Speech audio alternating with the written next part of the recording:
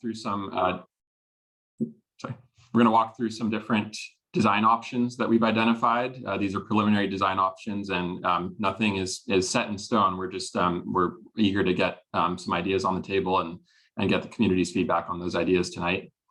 And then we're going to run through the Q&A and comment section and talk about next steps. So really quickly, to start things off, our project overview. We're going to look at our location, talk about why we're looking at D Street, why now, and why we're looking at quick build specifically. Talk a little bit more about what quick build is, and then we'll walk through our process for this project. So our project location, we're looking at a castle, Dada. Sorry, can we get a mute? I'm making a castle. Here, there we go. So we are looking at Petaluma Boulevard South to city limits. That's a 1.2 mile stretch. As I'm sure everyone knows, this is a stretch of D Street that has a lot of vehicle traffic due primarily to its role as a gateway to West Marin, and also the fact that we've got the D Street drawbridge, one of our few connections that gets you across the river. It's classified as an arterial roadway and was designated by the city as a truck route, meaning that trucks over 5 tons are permitted to use this route. And obviously, there's also a lot of pedestrian and bicycle activity.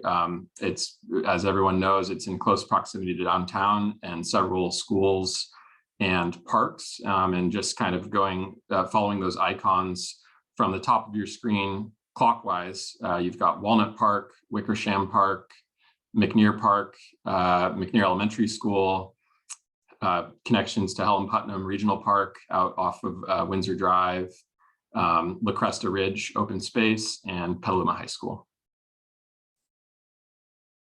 So why D Street? Well, D Street was identified in the Sonoma County Vision Zero Action Plan as part of Sonoma County's high injury network. And that means looking at the collision history of this road compared to others in Sonoma County, this is a road where collisions occur more frequently and with greater injury severity relative to most Sonoma County roads.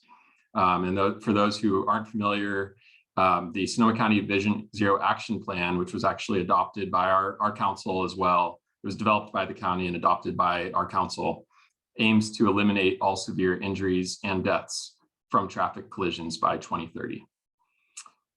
D Street was also identified as a high priority in the city's local road safety plan. For the local road safety plan, identified 4 problematic intersections in particular: Petaluma Boulevard South, 4th Street, 5th Street, and 6th Street, again, due to a high rate of collisions. And the local road safety plan is a comprehensive plan that looks at, that identifies priority locations that need safety improvements, along with potential strategies to address those problem areas. I'll just go back really quickly. You'll notice we're going to post this to our website, our project webpage after the meeting, and you'll see there are some links embedded here, so you can access each of those plans and the high injury network after this meeting. So why now? We're looking at, we have a lot of upcoming work on D Street. We're currently looking at doing this quick build project in the next few months, and then we're getting out in front of sewer and water main replacement projects in 2024 and a road reconstruction project that we would like to address in 2025. So really, this is kind of the city's new model for testing out potential improvements, getting feedback before we make them permanent. So in this case, we do the quick build project, which is basically just striping. It's things that we can mount to the surface of the roadway, and I'll get into this a little bit more. Elements that are quick, easy, cheap to install. We can adjust them, and then we do some utility work, and then after the utility work is done, we go in and we actually reconstruct the roadway, and that's where we're looking at more permanent, long-lasting improvements to the road that involve utilities and concrete. this is a great opportunity for us to kind of explore what's possible with D Street. And then down at the bottom there, you'll see the potential for the installation of a roundabout at Windsor Drive by the Scott Ranch Development Project. So a little bit more about quick build. Again, these are, it's a quick, cost-effective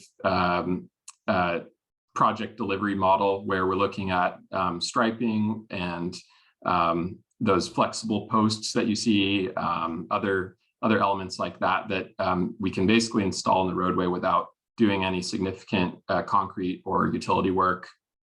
And it gives the community an opportunity to experience the proposed changes and provide feedback before they're made permanent through the reconstruction project.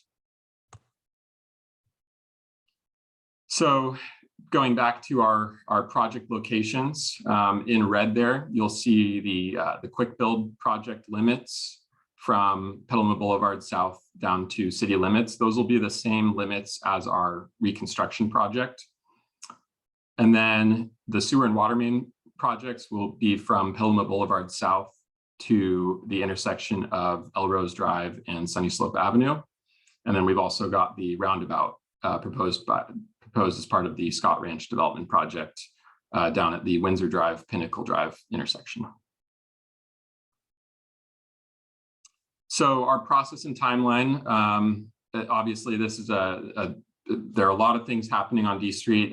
This bulleted list here really only looks at the primarily the project we're talking about tonight, which is the quick build project. And you'll see that this was identified it was included in the fiscal year 2022-2023 capital improvement program, which was adopted by City Council June 30th. Tonight, we're holding our first community workshop to introduce the project and get your feedback. We will publish a survey to the project webpage in a couple of days here, and that will be live for a few weeks, and an email will go out to everyone who's subscribed on the project webpage. We'll send an email out letting you know when that survey is live. November 2nd, we are going to give this same presentation to the Pedestrian and Bicycle Advisory Committee for their feedback. And then we'll return to the community in November or December to share our proposed design, obviously share what we heard at this meeting through the survey, what we heard from PBAC, and then our proposed design. We would like to perform the quick build installation sometime this winter. Obviously, there's a lot of weather will play a factor, but we're hoping to do this as quickly as possible. And then over the course of 2023 and 2024, we're going to be evaluating the quick build project, collecting feedback, collecting safety data, and adjusting as needed so that we can dial in that design for like I mentioned, for the reconstruction project in 2025. And something I didn't mention is that we still have not identified funding for that reconstruction project. The sewer and water main projects, however, are funded. So we do want to get a better idea of who's in the room tonight in this virtual format. So I'm going to launch a poll that has a couple of questions here. And let me see here. Oh, you know what? Bjorn, while you're doing that, if I could interject and let our attendees know how many folks are in their company tonight, because I don't think they can see that from their piece of the Zoom webinar. But we have 65 attendees with us tonight from the community, and we have 10 panelists as well. So I want to let everyone know that you're in great company. Great, thank you, Gina. Yeah, really good turnout. Thank you all for spending your evening with us. So it looks like a lot of people, I'm seeing the poll results come in. We've got a couple questions here. What's your relationship with this stretch of D Street? And then also, how do you currently use D Street? And it looks like answers are still coming in, so I'll just wait for another minute or two.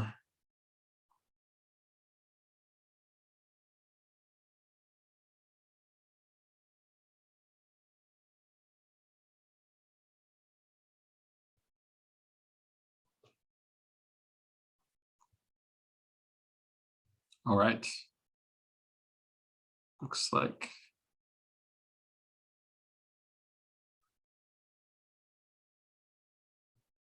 Okay, great. We've got 56 responses so far, and I'm not seeing any more coming in. I'm going to end the poll really quickly, and let's share the results.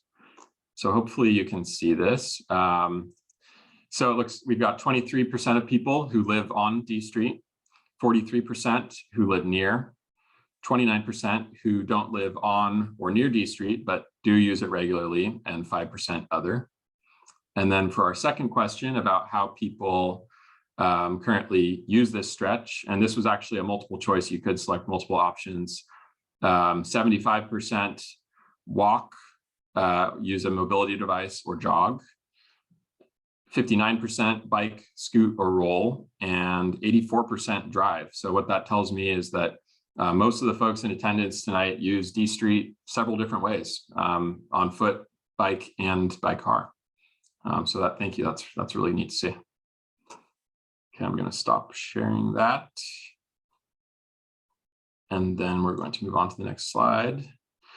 So really quickly, we're going to now take a look at some speed surveys that the city did in December of 2019, January of 2020. We're also going to look at collision history from 2017 to 2021, which are the five most recent years that we have available. And then we'll talk about the feedback that we've received thus far. I will say, if there's two kind of clear overarching themes we've observed so far with the data, it's interesting. It's that the speeding appears to be much more of an issue at the southern end of the project. So I would say south of 6th Street. And the collision history is mostly concentrated at the north end of the project from 6th Street to Petaluma Boulevard South. With that, I'm going to hand it over to Bree Adams from Parisi & Associates to walk us through some of the safety and collision data. Thanks, Bjorn. Thanks. So again, I'm going to be covering some of the speed data along with some collision data.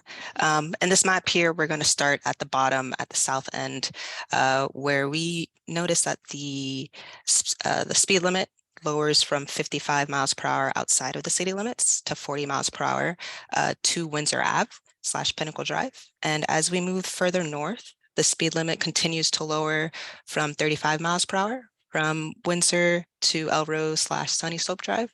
The speed limit then changes to 30 miles per hour from Sunny Slope to 6th. And lastly, it lowers down to 25 miles per hour to Petaluma Boulevard South.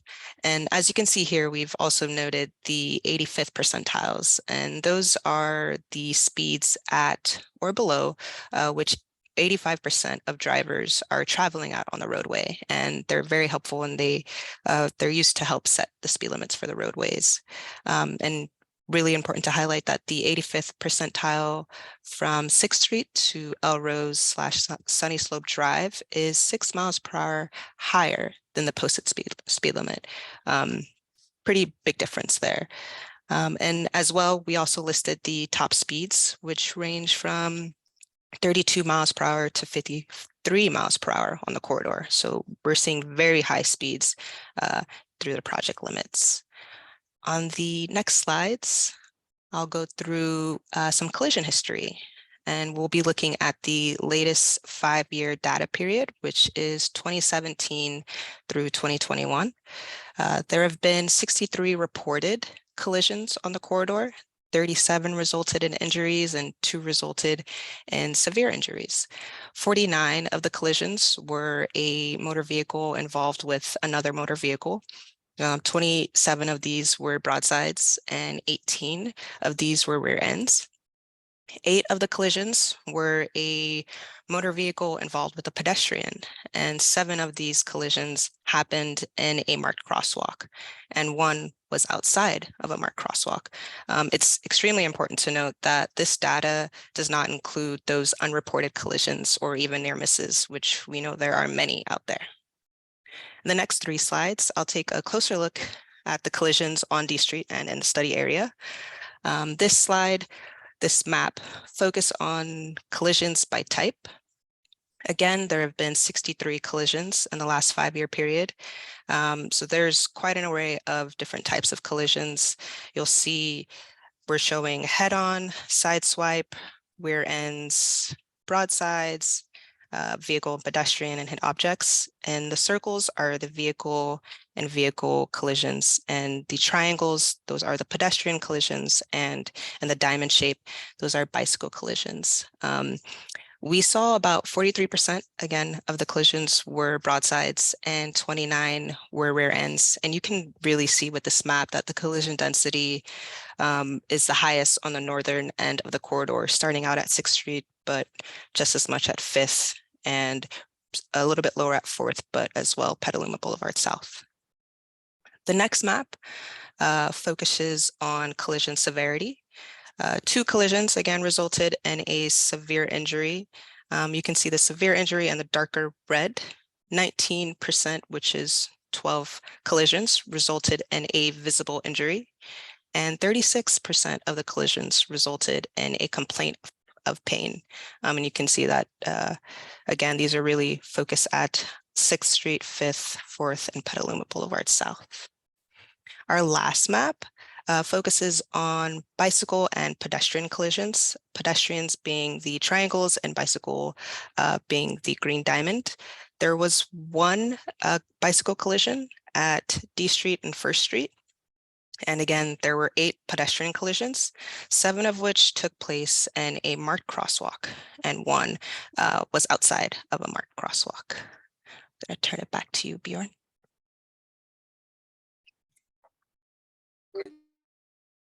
Thank you, Bree. Sorry, I was muted there. So those slides hopefully are helpful. I know there's a lot of information there, but again, we'll be posting this to our project webpage. And so hopefully those collision maps serve as a good reference if you're interested in going back and reviewing that data. So moving on to the feedback that we've received to date. So we've received a lot of really, really good feedback from a neighborhood group, the D Street Coalition. They came to the city with a list of recommendations, including that we refresh existing crosswalk and bike lane striping. We consider installing new crosswalks at several of the cross streets, especially south of 8th Street. There's a pretty long stretch from 8th Street to Sunny Slope and Elrose that does not have any marked crosswalks. Install speed feedback signs at the Windsor Drive, Pinnacle Drive intersection, and install some traffic calming measures at Windsor Drive and Pinnacle Drive. And then we also have the project webpage comment form. That's the same place where you can subscribe to email updates on this project. And we've been collecting comments through there. And I was really happy to take a look through there and see that we've received that I think about 60 people have subscribed to project updates, and many of you have left comments with your feedback. These are just 3 overarching themes that I've observed in those going through those comments. Crosswalks, the need for crosswalks at 10th Street and 12th Street has definitely been probably the single most popular comment that we've received. A handful of comments about improving the bike lanes, and then several about slowing the traffic at the Windsor Drive, Pinnacle Drive intersection. So now we're going to get into some of the design options that we've identified thus far. Like I mentioned earlier, these are by no means the only options on the table. This is just sort of, we've staff and consultants, we've put our heads together and talked about what we think we can accomplish potentially through a quick build project. Again, with quick build being elements that can be installed in a manner where they are relatively cost effective, they don't involve a lot of concrete or utility work, and they are easy to adjust or remove. So we'll look at, we'll just go back there on the left side here of the screen, you'll see sort of the different elements or themes. And then we've got in some cases, we have multiple design elements that hopefully achieve the goals listed on the left. So for traffic calming, first up, we have speed feedback signs. I'm sure many of you have seen these somewhere in town. These are radar signs that detect your speed and display how fast you're traveling if you're driving, and make drivers aware of their current speed relative to the posted speed limit. We've identified 3 potential locations where we think these would make a lot of sense. So inbound at Windsor Drive and 12th Street, and then outbound somewhere near 10th Street. Next up, we have speed reduction lane markings, and these I don't think we have anywhere around Petaluma, but this is something that we're looking at, especially on our gateway roads that transition from a more rural context to an urban context. So examples, on the west side being I Street, D Street, Western, Bodega, all being really good examples. And so these are bars that are progressively spaced closer together to give drivers the impression that their speed is increasing. And that's just another kind of a visual cue to encourage them to slow down. And our proposed location would be somewhere potentially approaching Windsor Drive, or maybe even past Windsor Drive, approaching Elrose and Sunny Slope, trying to lower those speeds as people enter town. Next up, under sight distance, we have intersection daylighting and parking prohibition. And really what we do here is we stripe a red curb within a given distance of crosswalks or intersections. And the goal there is just to improve sight distance, especially for people waiting to cross D Street, whether it's by foot, bike, or car. This has already been done at several locations on D Street, so we actually might not have too much work to do, but we do want to go out, take this opportunity to evaluate the sight distance at all of our crosswalks and intersections on D Street, and potentially paint additional red curb as needed. And so you can see we tend to use a greater distance at uncontrolled or two-way stop intersections, just because if you don't have drivers coming to a stop, they are moving faster. So it's more helpful if we prohibit parking for a greater distance to increase sight distance. And then we can prohibit parking for a smaller area as drivers are approaching always stop or signal controlled intersections, again, because they're slowing to a stop to yield to pedestrians. Curb extensions and bulb outs. So we have a lot of these around town. We have a few even that have been installed in the quick build fashion. An example over on the east side being at Eli and Caulfield. And so these just basically, they improve pedestrian visibility, they shorten the distance that you need to cross, and they slow vehicles as they make turns. Our proposed locations would be at our always stop intersections and our signal controlled intersections, where we have the room to install these painted curb extensions. So those would be Sunny Slope Avenue, 8th Street, and 6th Street. And then we'd also like to install these at 12th Street and 10th Street, given the popularity of those locations as future crosswalks. And I'm going to disappoint a lot of people here when I say that we can't paint and install new crosswalks as part of a quick build project, given all of the engineering work that is needed to construct curb ramps. And so we have reviewed these locations. Unfortunately, we would need to construct new curb ramps at both 12th Street and 10th Street in order to install crosswalks. But what we can do in the interim is create these areas where the roadway will narrow down, and it should have some traffic calming benefit at those locations.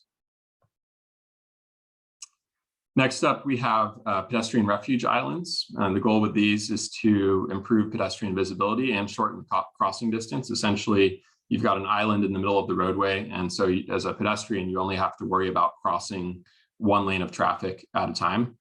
And our proposed locations for these are 7th Street, 5th Street, and 4th Street, given that those are the uncontrolled crosswalks where traffic on D Street is not, there's no stop sign or traffic signal stopping traffic on D.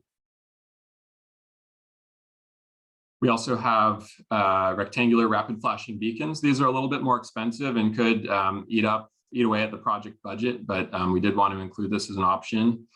And I think everyone's familiar with these.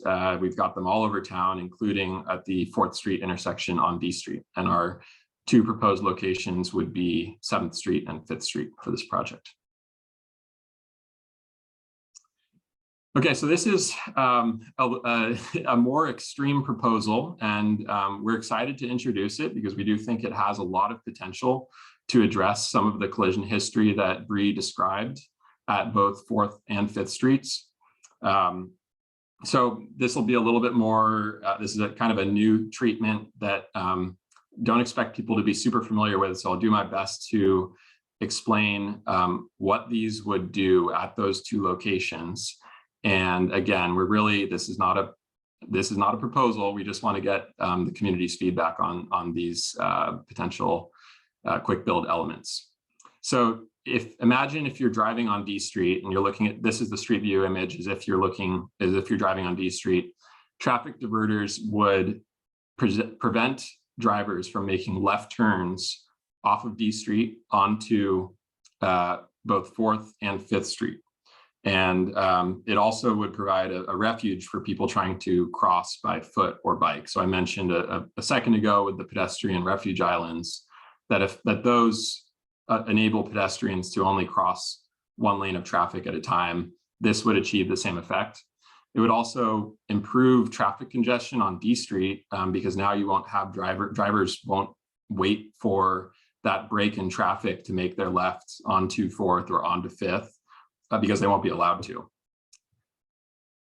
Looking at it from the side angle, what this would also do is it would, again, allow pedestrians and bikes to cross at 4th and 5th Street, but it would prohibit drivers from going through D Street onto 4th and 5th or making left turns onto D from 4th and 5th.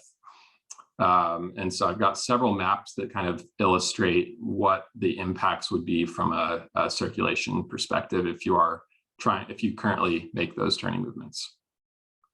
So looking first at southbound left turns, again, you've got the no left turn arrows at both of those intersections on D Street to represent the traffic diverters. So if you're coming from the drawbridge, say, instead of turning left at 4th, you now make that left at the signal at Petaluma Boulevard South, or you could make it down at 6th Street.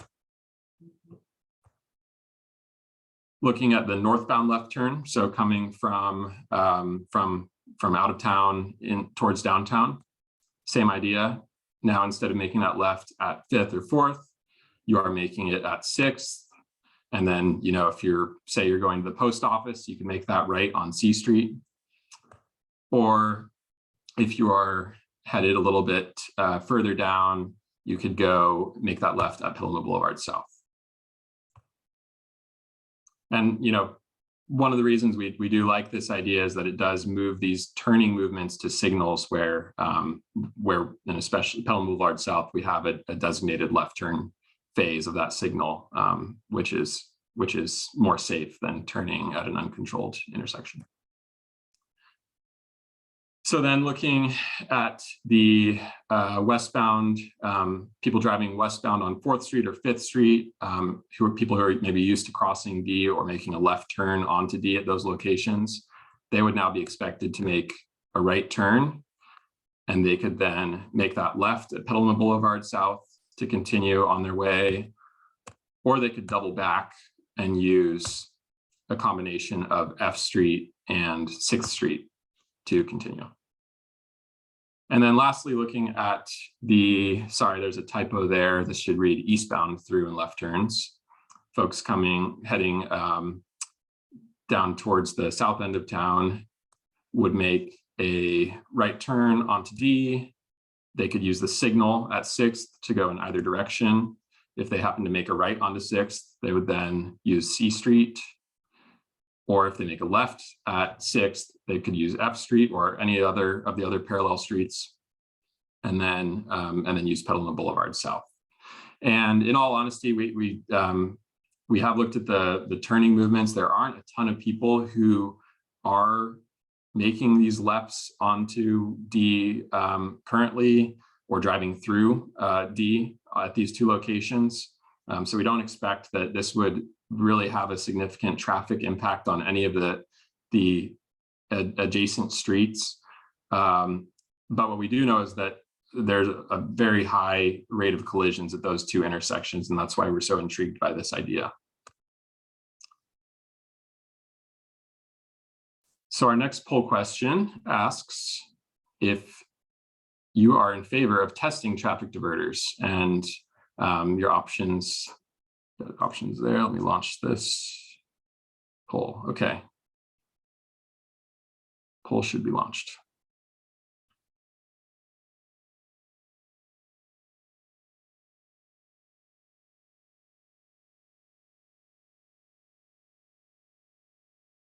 While people are responding, something I've neglected to mention was that our local road safety plan actually included both 4th and 5th streets, or identified them as priority locations. And the recommendation was to look at making those both all-way stops. And I think we at the city feel better about the potential of traffic diverters, given that stop signs would have some additional GHG impacts and also create additional traffic congestion on D Street. All right, I'm seeing 59 responses. I will end the poll and share the results. And that's a pretty strong preference, telling us to test these out at both locations, 75% of respondents. We had a couple of people say yes at 5th only, or yes at 4th only. We had 6 people who said, 10% of people who said no, and then 8% unsure. Great, thank you all for your feedback.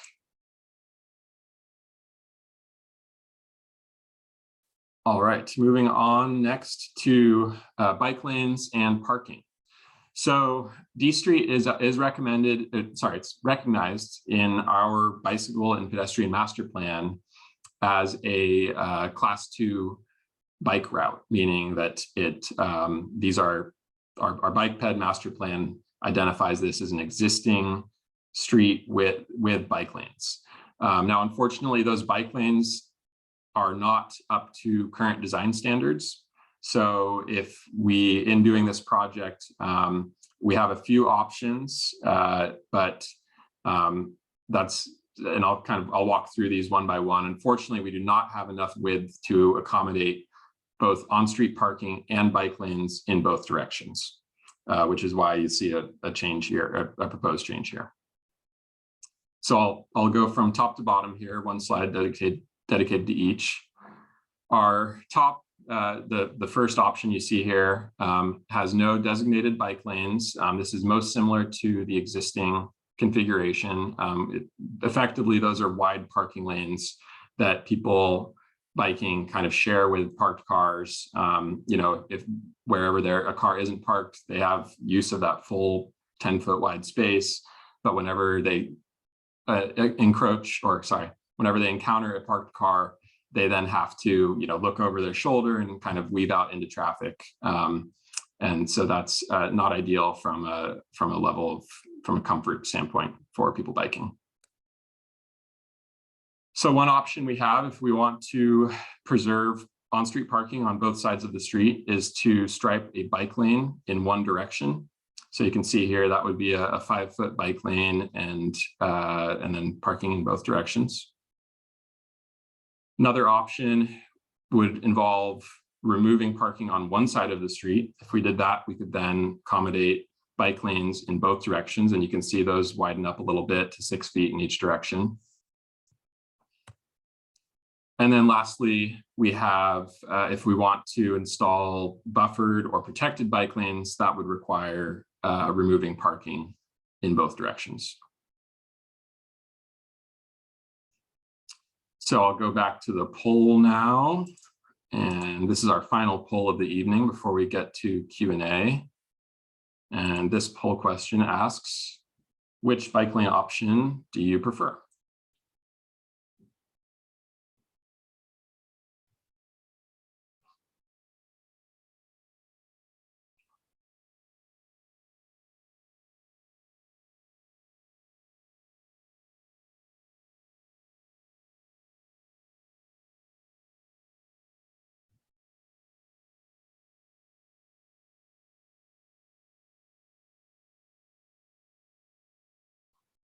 All right, we hit that magic number. Oh, we've got a couple more trickling in.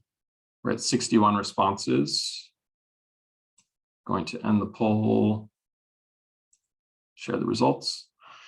All right, so we have 14% in favor of keeping the existing configuration, 19% in favor of a bike lane in one direction with parking on both sides, 29% in favor of bike lanes in both directions with parking on one side, and then 37%, the most popular option, being buffered bike lanes in both directions with no parking, and just one person unsure. All right, thank you very much.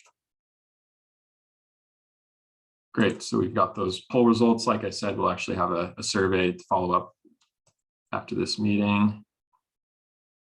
All right, we are almost to the Q&A. This is the last slide. So just again, to highlight our process, this is the first of 3 planned projects on D Street over the next few years. We're kicking things off today with our first community workshop. We are going to launch an online survey later this week, running through mid-November.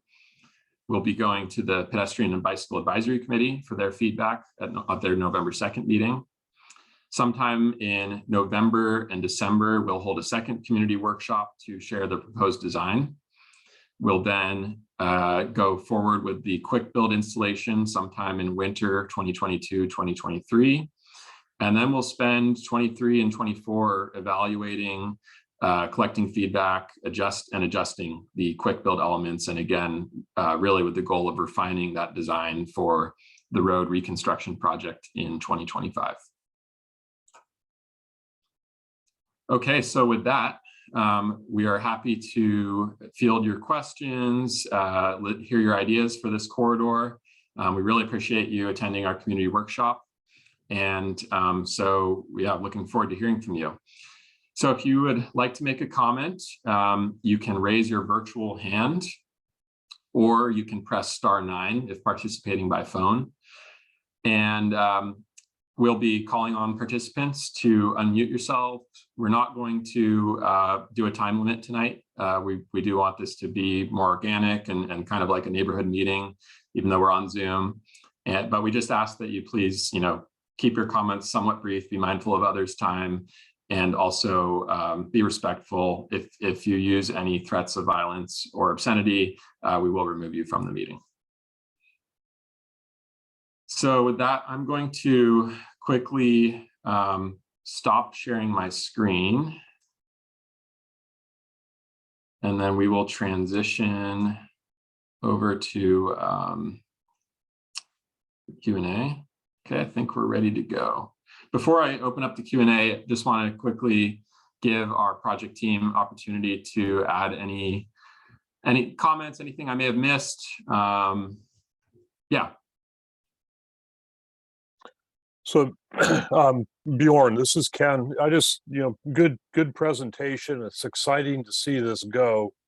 And I definitely want to let, the folks that may have some familiarity with I Street and Bodega, we have a design that is moving forward, and we are looking at traffic calming on that. And these other projects will move forward. I just want to make sure they don't feel neglected. So we've got a lot of good efforts moving forward to try to reduce speeds and do traffic calming, like we had with the beginning of COVID with slow streets. So thank you. Yeah, thanks, Ken, and thank you, Bjorn. I just wanted to add, thank you for sharing all those amazing options. And just wanted to underscore for people, these are options of things we may be able to do. And what we're really excited about tonight is to listen to your concerns and hear directly from you what you would like to see changed and address those things. So thank you for being here. Thank you very much, Ken and Jessica. All right, with that, so what I'll do is I'll allow someone to talk. They'll be promoted to, they'll show up on the screen. You'll be able to unmute yourself. And then I'll also announce who's on deck with the next hand raised. So first up, we have Susan Kirks, and on deck is Bruce Hagan. Susan, I will allow you to talk. And once you unmute yourself, there we go. Thank you, Bjorn. Susan Kirks. My comment is about the inclusion of the potential Scott Ranch development project. That is inappropriate. The Planning Commission has reviewed the so-called development and park extension and sent their recommendation to the City Council. The City Council has not yet reviewed the findings of the environmental impact report or the recommendations. If you were going to include anything about the so-called, quote, Scott Ranch development project, end of quote, it should have been framed in the way that I just stated.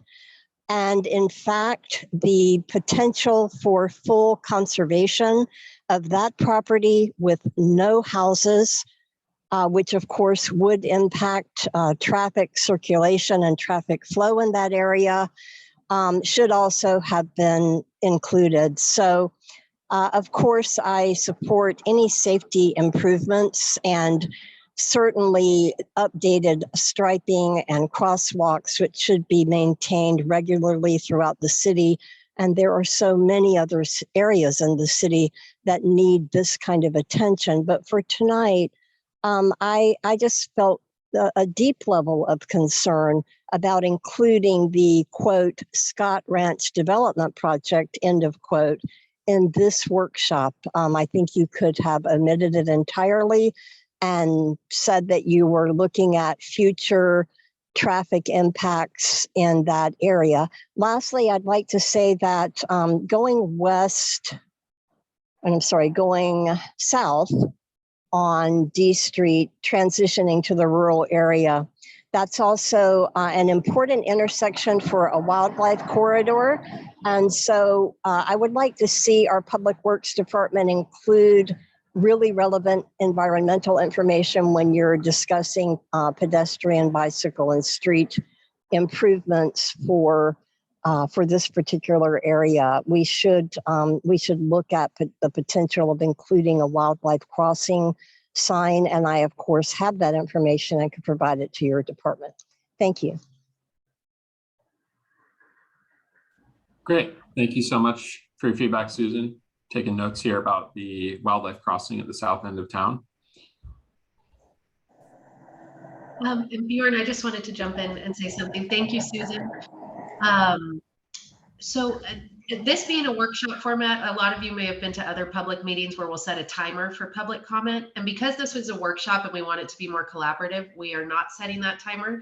But we do ask, just in the interest of time and everybody's evening, that people try and keep it under 2 or 3 minutes when you are commenting or sharing your concerns. Susan, that was perfect. Thank you for that.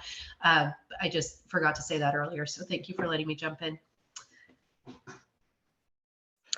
I'll mute myself now. I finished. Thank you. Thank you, Susan. All right, next up we have Bruce Hagan, and Robert Bailey is on deck. Bruce, you can now unmute yourself. All right, thanks Bjorn, and thanks everybody there. This is fantastic. I'm Bruce Hagan. I'm one of the co-founders of Safe Streets Petaluma. And we're just, I would speak for them, probably myself for sure, very pleased to just see the level of the process, the details, the steps, the diversity of community involvement.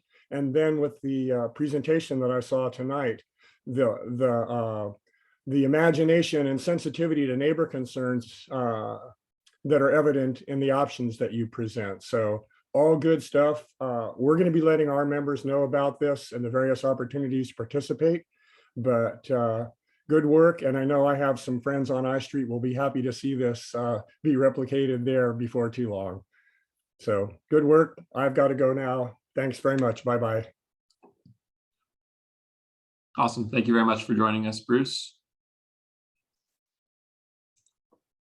Okay, next up, we have Robert Bailey, followed by Michael Fahey.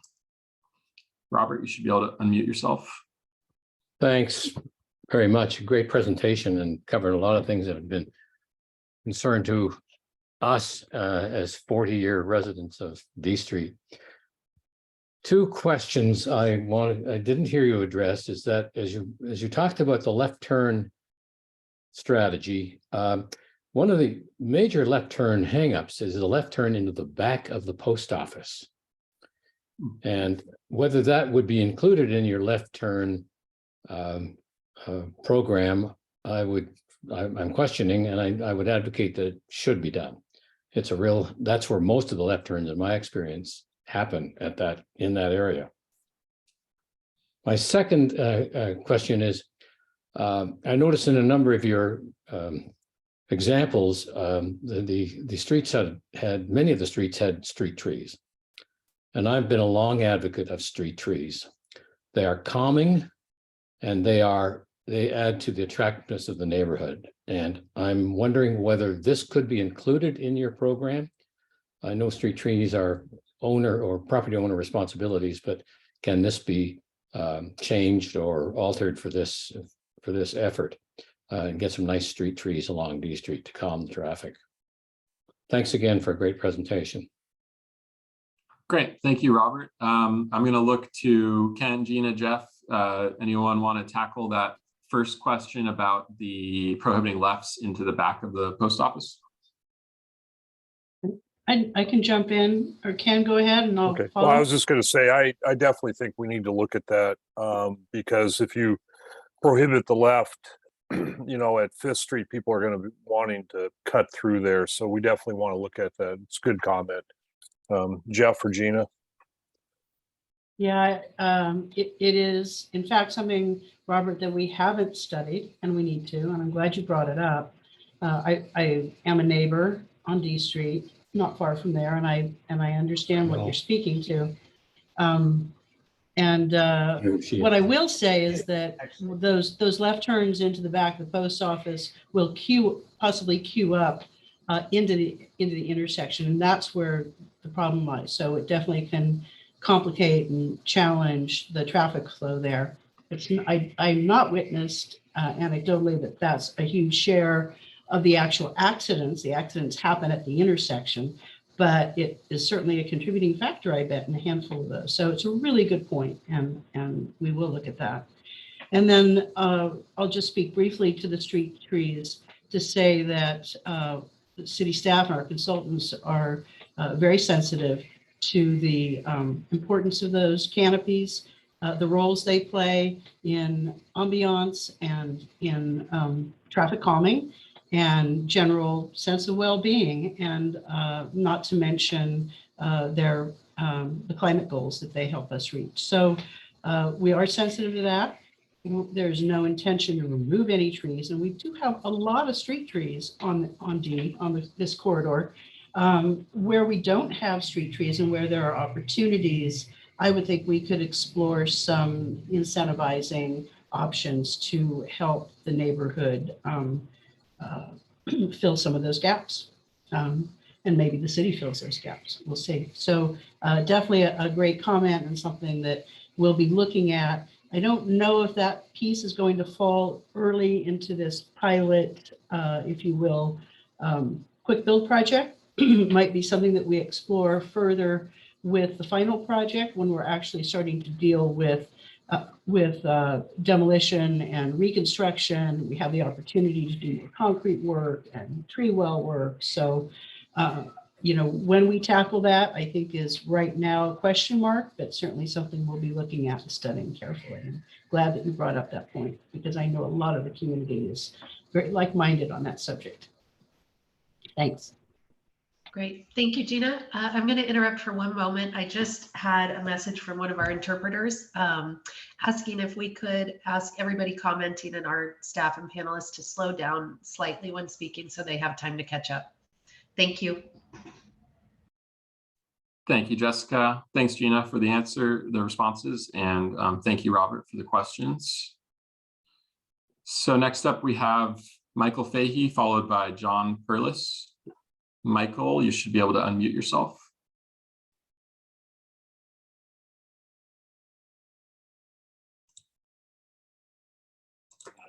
Gotcha. Okay. I'm at 1100, Michael Fahey. I'm at 1100 D Street, 8 years, going on 9 years. And what I learned after living here and witnessing last summer's 100 double semi truck loads of gravel going up D Street to the West County, along with milk trucks, hay trucks, livestock trucks, you name it kind of trucks, service trucks, all day, every day, and then motorcycles both days on the weekends.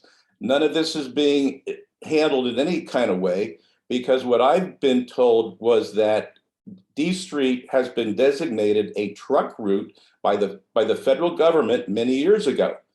And because of that, apparently, and this is anecdotal, they provide money to resurface the street, to keep it up, because let's face it, trucks destroy streets. But I don't know what's happening in that regard, whether that we can wrest control from the federal government that this is not any longer a good truck route. This is a residential neighborhood that doesn't like the traffic, doesn't like the noise, and there are a lot of people up in arms about this. And it was a big problem last summer with all those 100 trucks a day. I mean, let's face it, that doesn't work. So that, plus a lot of other things like the noise of people leaving town, going to the West County, and after they pass El Rose, they hit the gas and they blast up the remainder of D Street up towards Windsor. I don't think they're going any less than 60 or 70 miles an hour. And I have never seen a traffic policeman up there with a radar gun of any sort. And you know, I've been here 9 years anyway. That's pretty much, I'd like to hear a response from somebody who has any more information about that. Thank you, Michael. I think Jeff, or if Jeff is on, I know he can speak to the truck routes and clear up some of that. Good evening. So I was just pulling up our truck map route. So the truck map was set in 2012. It was an ordinance that went to City Council for approval. So that's kind of how the truck routes get set. So that's kind of what Bjorn was talking about, is like the 3-ton, 5-ton, majority of 5-ton, because that's kind of the difference between a commercial truck and not. So we don't get money from the federal government or FHWA for resurfacing the roads. We do, in a sense, get money from the state because of the gas tax. So SB1 does provide money. So obviously the gas that those trucks do use does come back to the city in some form or fashion that we do use as part of repaving our streets. Okay, can you hear me? Yeah, we can hear you. Okay, so what can we do about D Street being a truck route that doesn't work any longer? Can we remove the truck route designation and send all these trucks out down San Antonio Road? Perfect alternative. It could be something that we definitely look at. It's not, I don't think, a simple process. It would take council's approval. It would take another ordinance to revise that truck map, but it could be done. With the number of people affected, I don't see what the problem would be. Yeah, I mean, like I said, it's another option. It's something we can look at and see what the pros and cons of it are and the process of doing it. Oh boy, okay. Thank you, Michael. And I know we are in the process of updating the city's general plan, and that is something that does look more closely at. There is a circulation element within the general plan that does look at the way roads are classified and designated, and so that may be an opportunity to look at the truck routes more closely. Something to keep in mind is that if the truck route is moved from D Street to I Street, then, for example, you would hear probably the same complaints from residents over there. And not saying that that should or shouldn't happen, but just to be mindful of, there will be impacts of that sort of change. Bjorn, Yes. if I could just add, Michael, it's a great point that you raise, and I'm glad you brought it up. We do hear this complaint a lot from multiple neighborhoods in town that where we have residential areas on our truck routes, and it is a circulation consideration. It's a citywide circulation study, and Bjorn is correct to point out that we have a great opportunity to revisit this with our general plan update that is underway. And we absolutely will take a hard look at this. So thank you for bringing it up.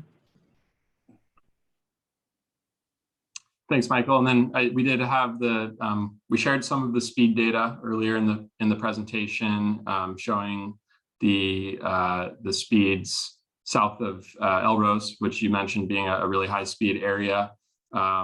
And so we're aware of that, and definitely, given that this has been identified by the city as a high priority corridor, we are definitely going to be reaching out to our police department and asking them to consider some enforcement efforts on D Street to work in tandem with the engineering countermeasures that we're really focused on tonight.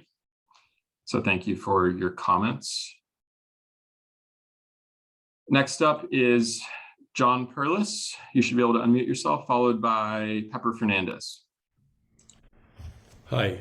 2 points. One is to say that I live on D Street, very close to 5th, and would like to. Sorry, we have a barking dog here. We're just trying to corral her. Here, Bonnie. Come on. Here, Bonnie. Right here. Sorry about that. And that most of the traffic accidents, go get her, sweetie. Most of the traffic accidents are people turning left or going straight through across 5th Street, or across D Street from 5th in one direction or the other. So that will be a big help for traffic safety on D Street. And the other is to wonder if a component of traffic calming is also traffic noise abatement, and if there's anything that the committee can do to move that along. We get a lot of loud mufflers on D Street, and not to mention rolling thunder when the motorcycles roll through. And I have read that dB meters attached to traffic cameras do exist and have been put into practice in various cities around the world, and wondering if the committee could at least give that a thought. Thank you, I'm done. Great, thank you, John. To your question about noise levels, that's something else we'll reach out to our police department about. As far as the cameras, the noise cameras go, I've also read about those. I think they're great personally. Not sure we have a legal mechanism to deploy those in California. At this point in California, it's illegal to even use speed cameras. So I'm not sure about the legality of using noise cameras, but certainly something that, if legislation ever changes at the state level, and we're able to use those, we will certainly look at that. And yeah, again, we can also pass on the request, in addition to looking at speed enforcement, also looking at those the mufflers and decibel levels on D Street. just quick, something else that just popped to mind is that once the road is repaved, hopefully at least the sound of tires on pavement will become much quieter. Right now, a lot of that noise you hear from tires is caused by the poor pavement condition. So if nothing else, once the road's reconstructed, it should be a much quieter street.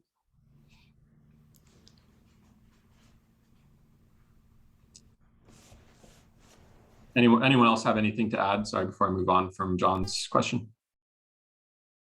No. Thank you, John. Okay, so next up is Pepper Fernandez, followed by Lynn Grosser.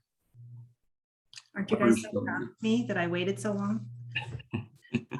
Okay, so I have a few things that I agree with the previous commenter about the noise abatement.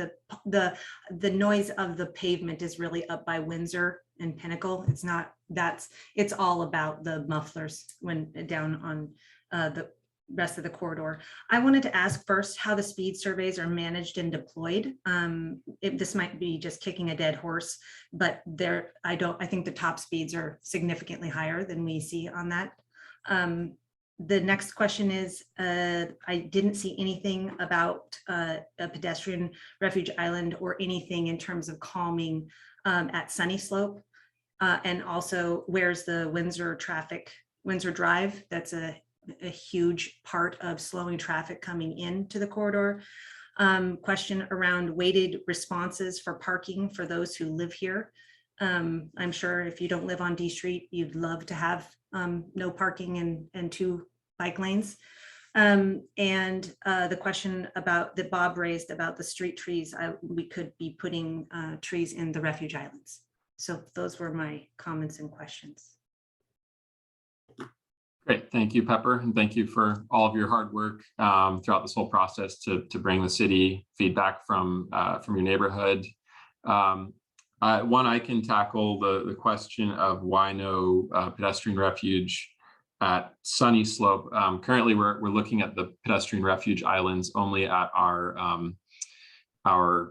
marked crosswalks that are not stop controlled or signal controlled. So those were those were 7th Street, 5th Street, and 4th Street were our proposed locations for the refuge islands.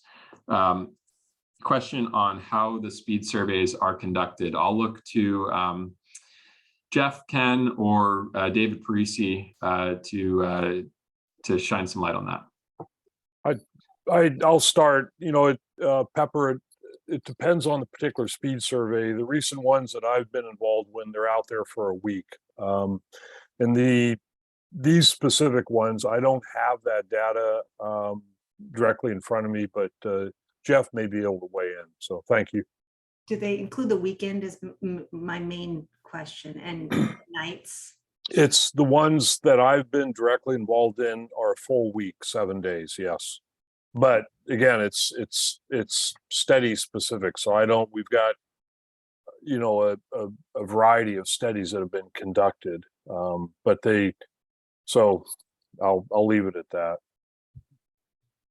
And just to add, I think in the end of 2020 is when we did speed studies for setting the speeds for Petaluma. So that was using radar guns to get out there and get the 85th percentile to set the speeds.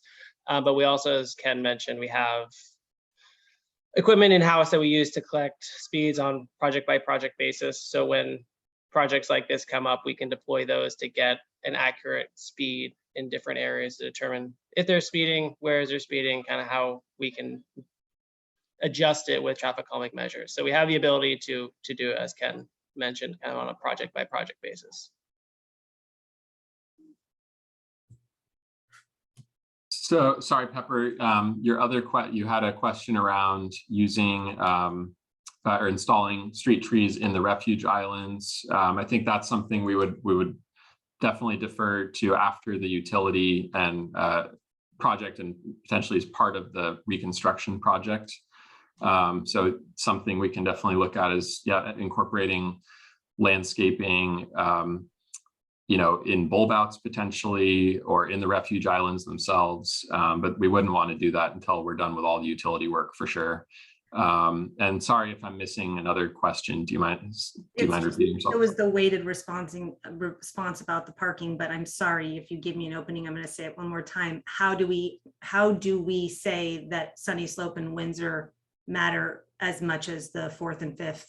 That it might not have the collision data, but it's the speed, it's the traffic calming. So what do we do as a group where we make that a priority for quick build? Well, this is this is where we want to hear your input. Like I said, we haven't developed the proposed design, so we want to hear your ideas. Our idea is thus far to slow traffic entering town was to install the speed feedback sign, one at just past Windsor Drive on one of those streetlight poles along the northbound side, and then another at 12th Street. And then we've also identified the potential of using those speed reduction lane markings somewhere, again, potentially approaching Windsor Drive or maybe past Windsor Drive, maybe both if it makes sense. We might be able to narrow the lanes out there from city limits towards Sunny Slope and Elrose.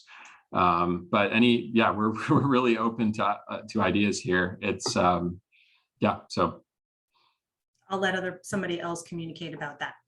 Okay. Thank you, Pepper.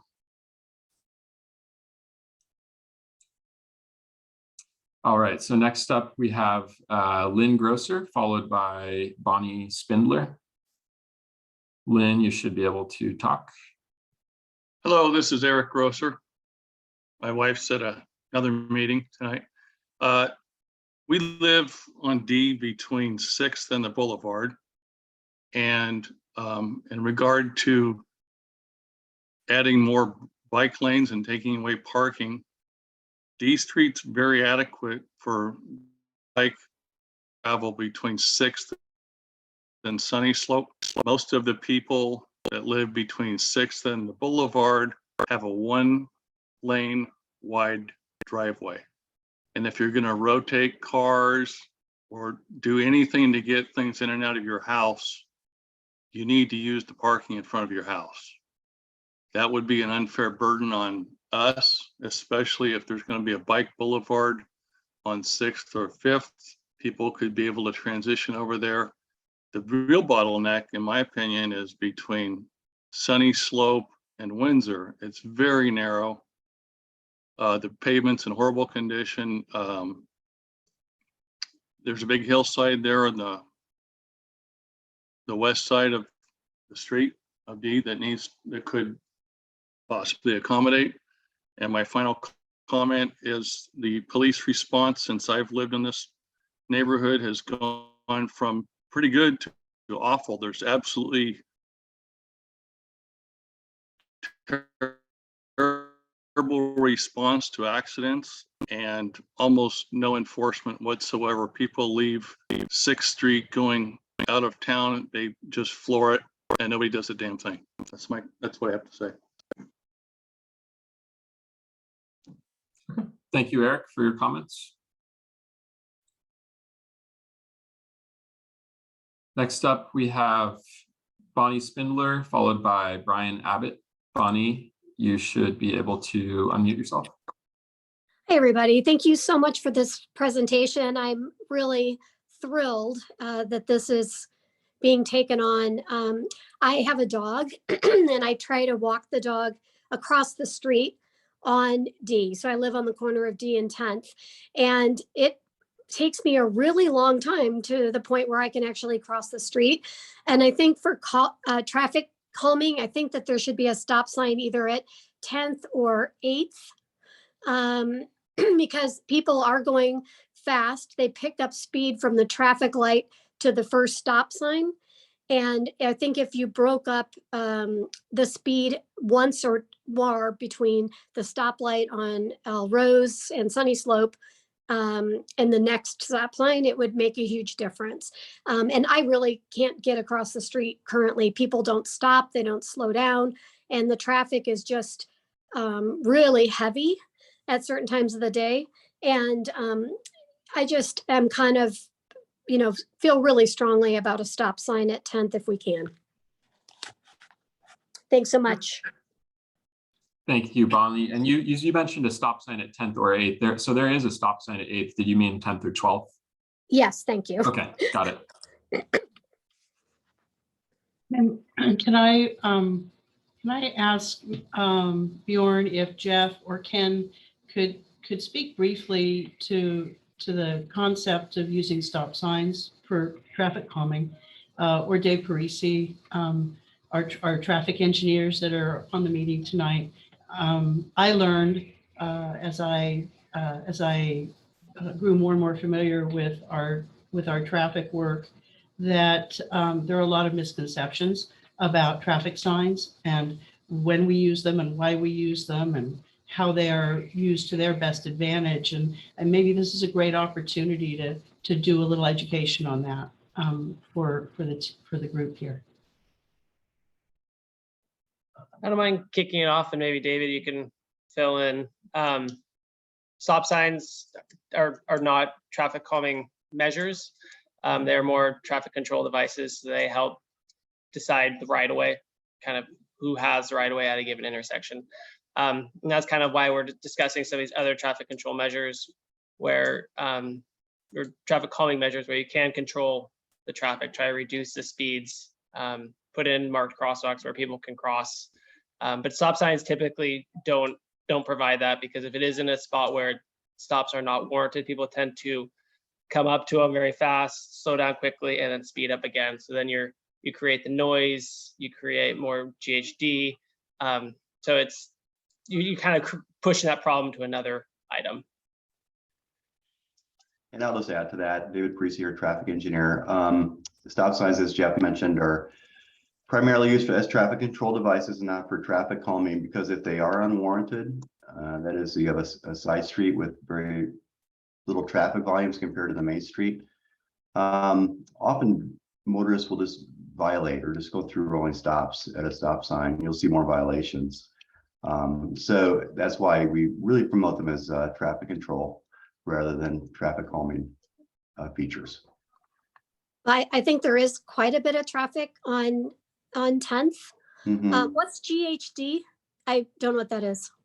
That's greenhouse gases. So it's pollution from Okay. cars. We need to be careful with our acronyms. Thanks for calling us out on that. I was like, should I know that?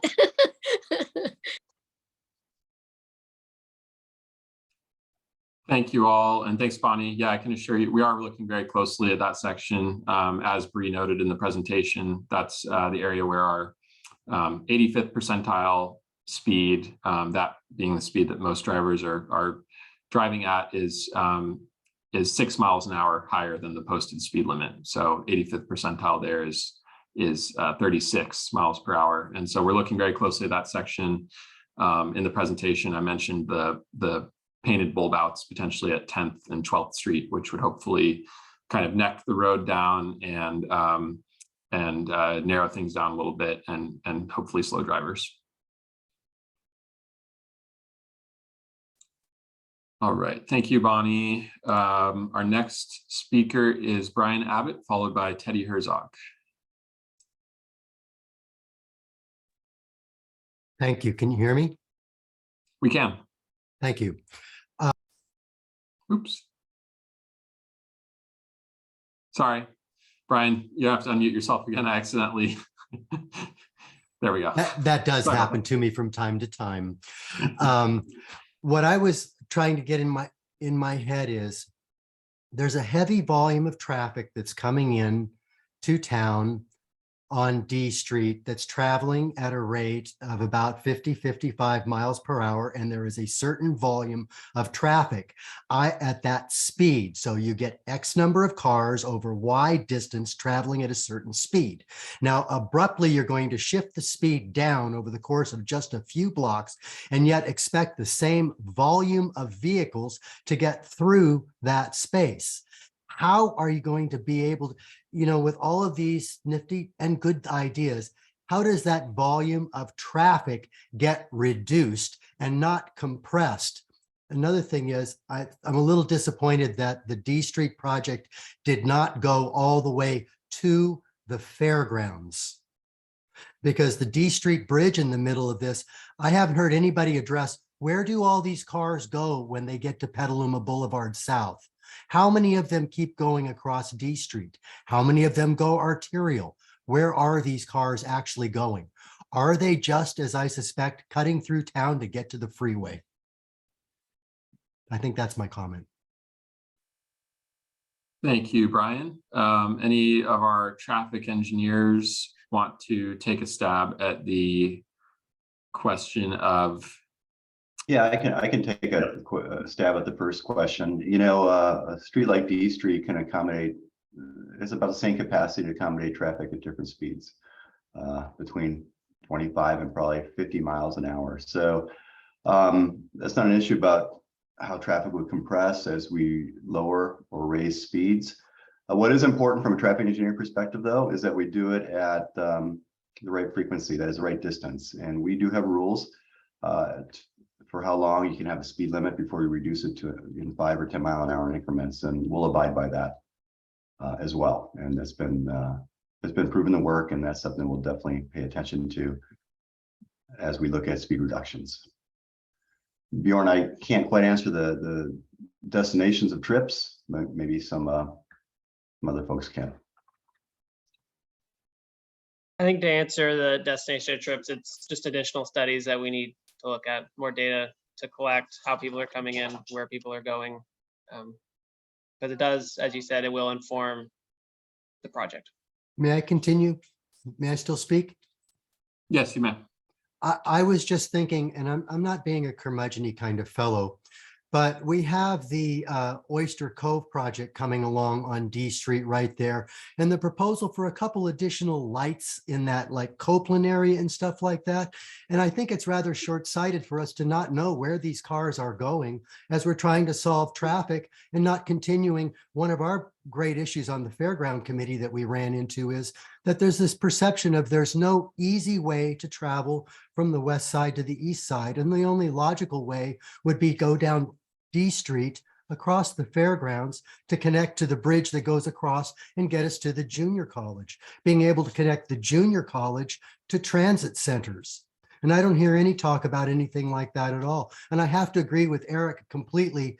Although I voted for although I did vote on the poll for removing the parking on D Street, I did very quickly forget that there is an ancient demographic of affluence that allows that portion of town to have wider streets than below 6th Street. And so Eric G makes a very good point that it would be patently unfair and undoable for D Street to have below 5th to have no parking anyway. But thank you all. Thank you, Brian. Appreciate the feedback tonight. Bjorn, excuse me. Yes. I'm not sure, I hate to put our traffic engineers on the spot again, but Ken or Jeff, do you know the pavement index for East D in that section between Lakeville and the fairgrounds, say, as compared to the corridor that we're talking about for this project? Is there a big difference? Do we know? Is that why we cut it off at the boulevard? Do we know that? And if not, we certainly should check that. East D definitely has a higher PCI. I don't have the numbers right here. I would love to, steady take the corridor all the way to the fairgrounds. The more data we have, more information that we can gather, but we're trying to, we have a certain limitation with the budgets that we're trying to establish and what we can do, with a particular corridor and segment, and the focus is on calming the traffic for a certain segment of D Street. But I would love to go all the way across fairgrounds and such. I think the short answer is we better look at it. That I think the equity issue is heard loud and clear, and I think we absolutely have a duty and an obligation to make sure that we explore the full corridor and see what the data shows us. there's definitely speeding on that section of D. I know that that neighborhood would also probably applaud some traffic calming. I don't know if it's, I don't know if the PCI, which is the pavement condition index, I don't know if that warrants a repave. And I'm trying to visualize it and I don't have it in my head, but we just slurry sealed it. So the pavement is in better condition on East D Street significantly. Yeah. Well, we absolutely could explore some traffic calming there. So I think our response to this is we're going to explore a little further. So thanks for bringing that up.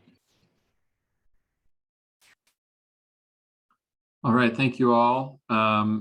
Just a quick time check here. We're almost at 7:30. I'm still seeing 14 hands up. So we'll do our best on our end to try to keep our responses short so we can hopefully hear from everyone by 8 o'clock tonight.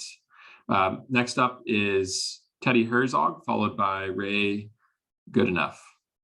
Teddy, you should be able to speak. Hello, everybody. Let's see, I drive D Street a lot. I remodel old houses, so I'm in Stinson Beach quite a bit. But I also like to ride my bike out D Street, headed towards Hicks Valley Road, Stinson Beach, Point Reyes Station. So when I get on a call like this, I'm a little bit biased. I'm also part of Safe Streets Petaluma with Bruce Hagan. My first thing is, well, I wonder if we can get any protected bike lanes. So I kind of listened from that bias, and I was happy to see that was at least on the menu for discussion. Well, what if we had protected bike lanes in both directions? I'm speaking to the choir here, but as you guys know, if you have to enforce a speed limit, then you've already lost. It's better to design the streets such that the design discourages people from driving fast. People will generally drive as fast as they feel comfortable driving. So I was happy to see the curb extension bulb out slide, especially because it was just using those flexible posts and it wasn't concrete, so a bicycle could just ride through that. I'd say, number one, protected bike lanes was something of interest to me, but also my second point is that the second most important thing you can do for bicycles is to slow cars down. And I think that's true for the neighborhood in general. I don't think there's anybody on this call who's going to disagree with the idea of calming the traffic on the street, slowing cars down to the extent that we can. Maybe that makes it quieter. I don't know. Aside from Sue Kirk's comments, the traffic circle, I was thrilled with that. I mean, even if there is no more development in that area, would a traffic circle be a good solution to getting people to hit the brakes as they come from out of town? Because it's right there where, for sure, you're in town now and it's time to slow down. So I wonder about a quick build for that traffic circle. Is that a possibility, or is that trying to bite too much of an apple all at once? So that's the thought I throw out there is, could we quick build the traffic circle? And that's my final comment again is, what can we do to slow down the cars on D Street? Thank you. Great. Thank you very much, Teddy. I know I've seen quick build traffic circles like we have at Upham and Bassett. Not sure I've ever seen a quick build roundabout, which this would be. Ken, Parisi, Jeff, care to weigh in on the feasibility of a quick build roundabout? I've thought about it. I'm gonna defer to David and see if he has any experience for a roundabout. We can do traffic circles. Roundabouts a little bit more of a challenging, but I think it's definitely worth looking at. It could be considered. We'll think about that. It's all about the real estate that's out there. Got it. Thank you. Thank you, Teddy. All right, next up is Ray, followed by Nathan. Hi, thank you. This is Ray Goodenough. I live at 8th and D Street. I want to thank you guys for all the creative solutions and the interest you put forth tonight to calm D Street. I have one quick build suggestion and then one suggestion perhaps for the later project.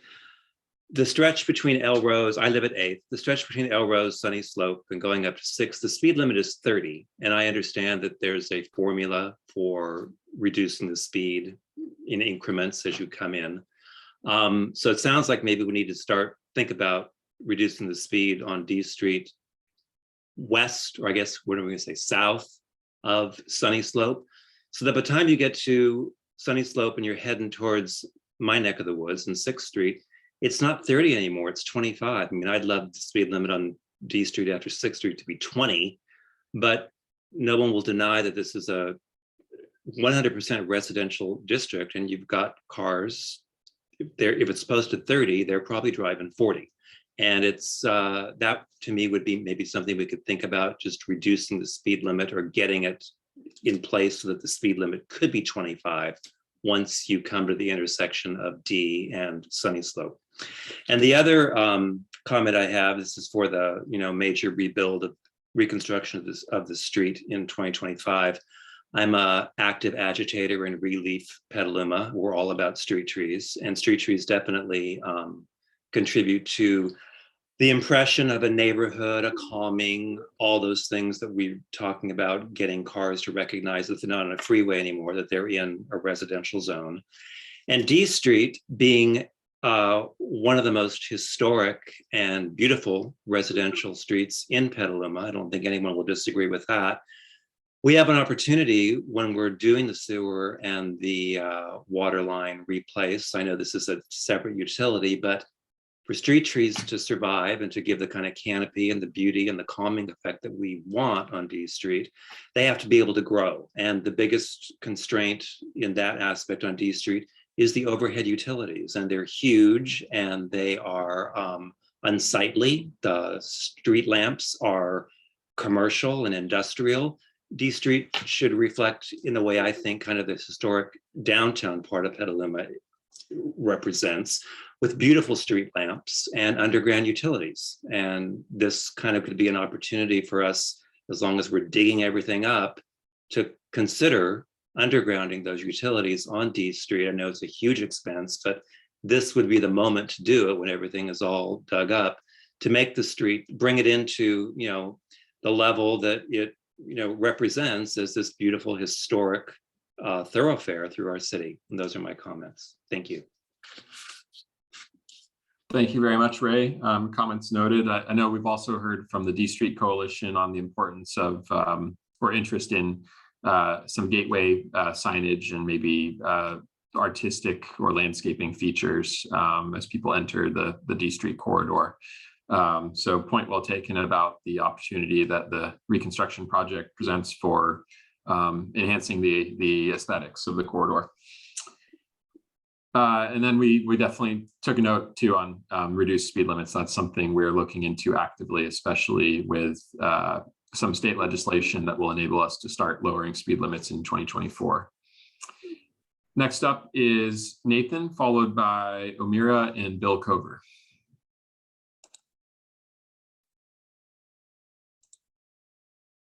Hello, my name is Nathan Spindler, and I live by D Street and Grossland Way, which is near 12th Street. Thank you, Bjorn and team, for a great presentation and kickoff to this project. I'm really excited about all the different options you covered and look forward to seeing the quick build begin in the winter.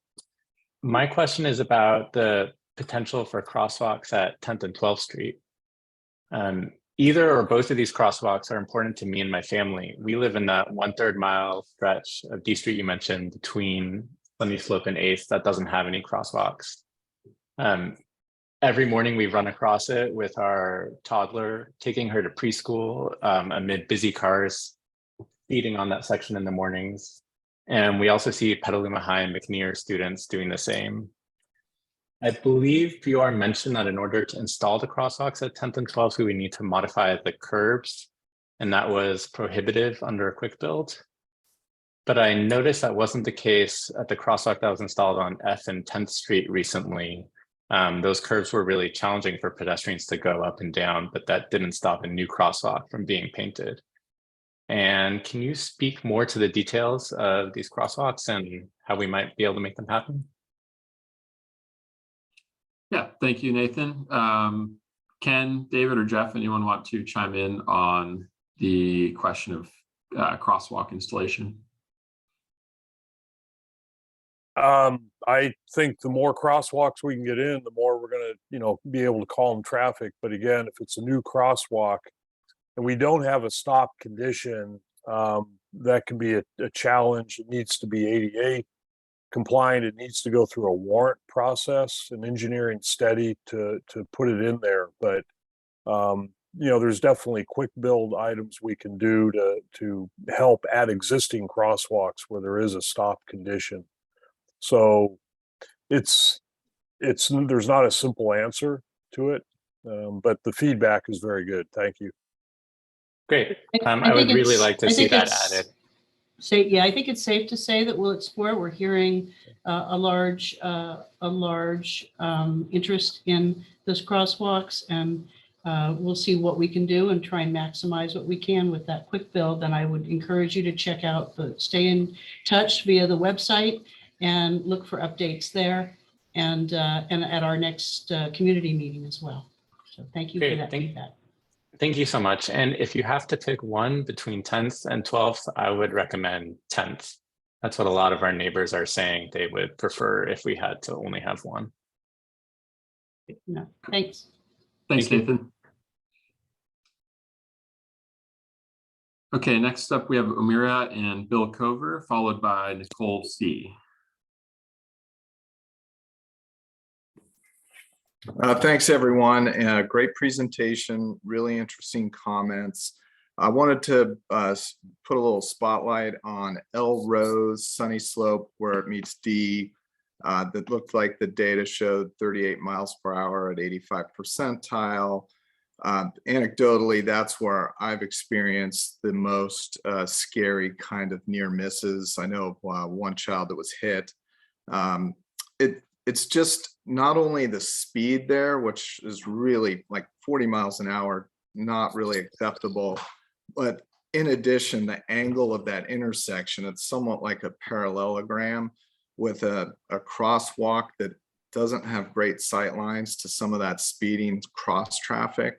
So I just would like, of course, we're all on the same page here with wanting to really find ways to discourage the speeds, and if that's narrowing the lanes, refuge,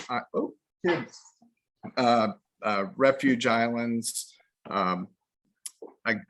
I think you brought up the speed reduction lane markings, all great ideas. Hopefully we can come up with even more. Reducing the speed limit, having it enforced, great, all good things. I'll sign off from there. Great. Thank you for your comments, Bill. Thanks for joining us this evening. Next up, we have Nicole C, followed by Derek Douglas Hecker. Nicole, you can unmute yourself. Hi, thank you, everyone. My name's Nicole Camarda, and I just am really thankful to the D Street Coalition and to city staff for making this happen. And I really like the designs that you shared specifically. I really like the traffic diverters. And I think this is going to be a really important project too with the bike boulevard. I'm wondering if the Windsor Cambridge traffic concerns can be wrapped up into this project, maybe with some of the Scott Ranch development impact fees. And I'm wondering how the polling data that you gathered tonight from the Zoom poll, how that will be used. And lastly, just with regards to bike lanes on D Street, I'm just thinking about there's like a lot of culverts under the driveways on D Street that are really dangerous for the bicyclists and also pedestrians. Hopefully they're on the sidewalks. And so maybe parking protected bike lanes are a way to keep bicycles further from those culverts. That's all my comments. Thank you again for all this work. Thank you, Nicole.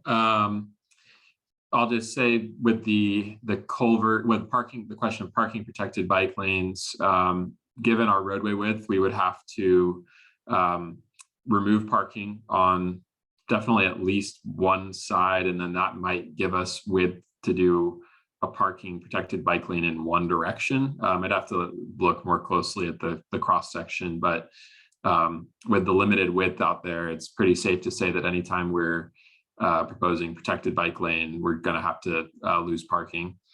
So that's something we'll have to look at closely and engage the community on. The poll questions, this is just, part of the feedback we're gathering. We're also going to be using an online survey through the project webpage. So I'll be interested to hear people's feedback through that. And then as for the question of improvements at Windsor and Cambridge, I'm not familiar with the nature of the improvements that have been would be required of the Scott Ranch development if it's approved. But if Ken, Gina. Yeah, Jeff, I think I'd be happy to address that either on the website with our FAQs or at PBAC. I'm familiar with the area, but in the interest of time, I see we're running down to 15. We were hoping to wrap up around 8. We want to hear from everyone. So I think at this point, we want to encourage all of you to help us by managing the brevity of your comments, and we'll manage the brevity of our responses. And you're probably going to hear a little bit more of, we're going to have to get back to you and check the website and et cetera for our follow-up so that we can make sure that we hear from you, most importantly. Thanks. Thank you for that reminder, Gina. Yeah, I'm still seeing 9 hands, and we've got about 15 minutes to go. So let's try to get through all of these. Thank you, Nicole. Next up is Derek, followed by Caroline. Hello, thank you for the presentation and holding the workshop. All the quick build options are intriguing, and I do look forward to seeing the results. I know this is about D Street, but there was mention of I Street, and I need to do a shout out to say, please don't forget about our friends on Mountain View and the speed and safety along that corridor as well. With regards to the options for the bike lanes on D and the potential loss of parking, do we have an idea about how, like, the parking space usage today, such as the frequency of use and time of day? Is there an option to widen D Street to allow for both parking and protected bike lanes?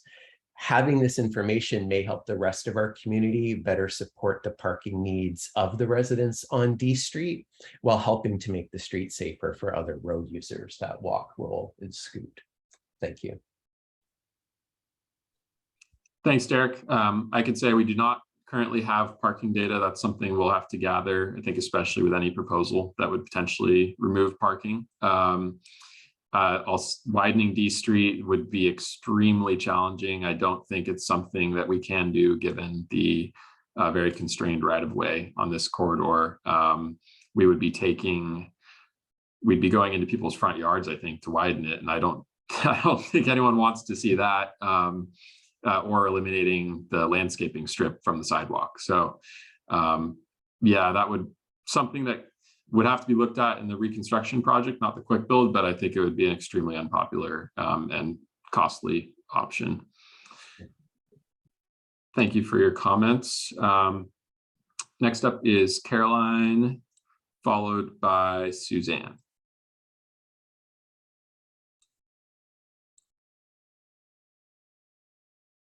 Caroline. Hi. Hello. Hello. Hi. I've lived on 10th Street since the 90s, and it was lovely then. Now it is just outright loud and scary.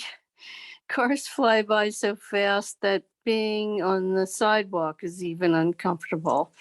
We need a speed table. Please give us a speed table. I know this is about D Street, not 10th Street, but as long as we're talking about D Street, I just really hope that we can get a crosswalk on D Street from 10th Street across D Street. There's nothing from 8th Street up until Elrose and Sunny Slope. So there's just no way to get across the street if you're a pedestrian. There are a lot of school children that cross there, in addition to regular walkers and cars. So we really need to get some sort of traffic control at 10th and D. Even just a crosswalk, yellow lines, I'll pay for them. Thank you.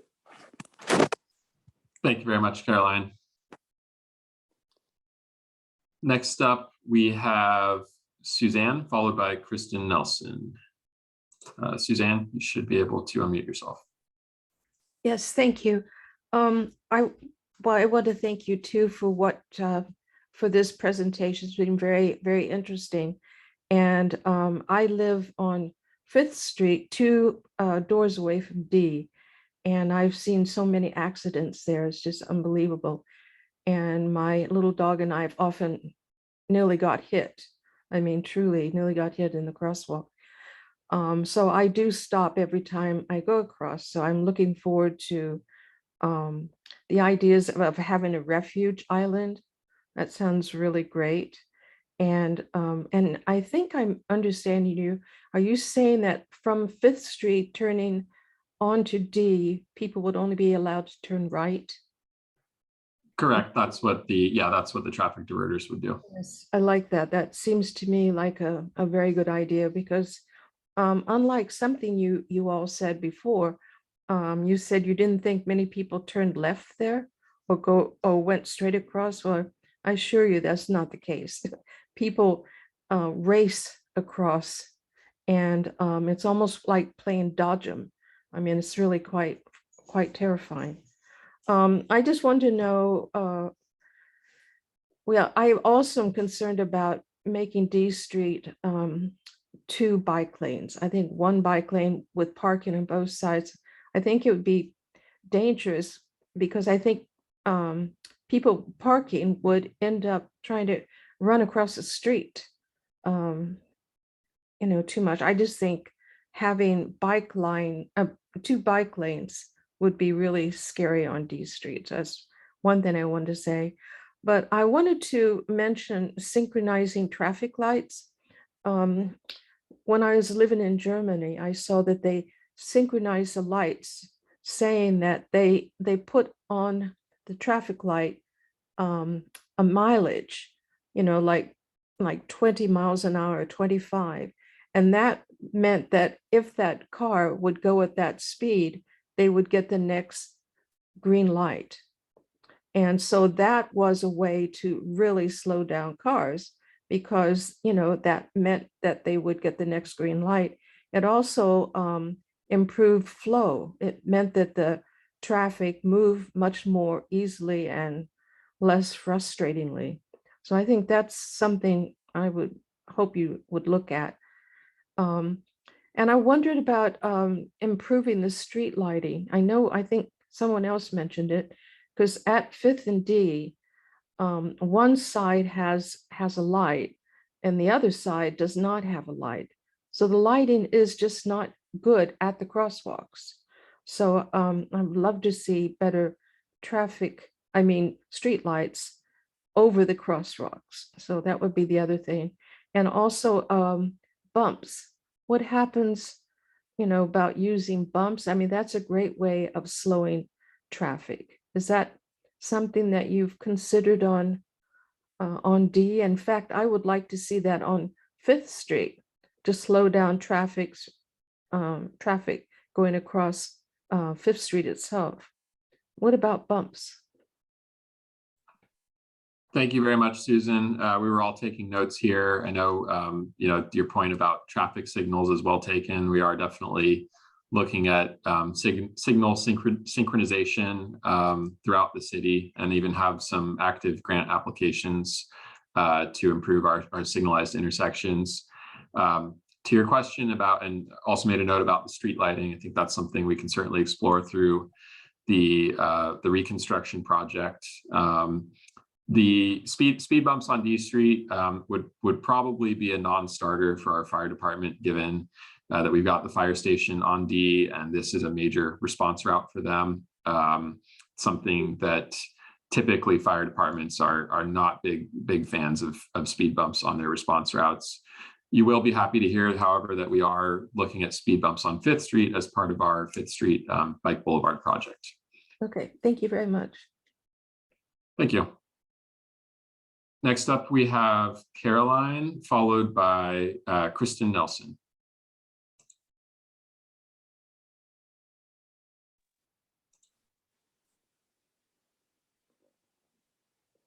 Caroline, we're not hearing you on our end.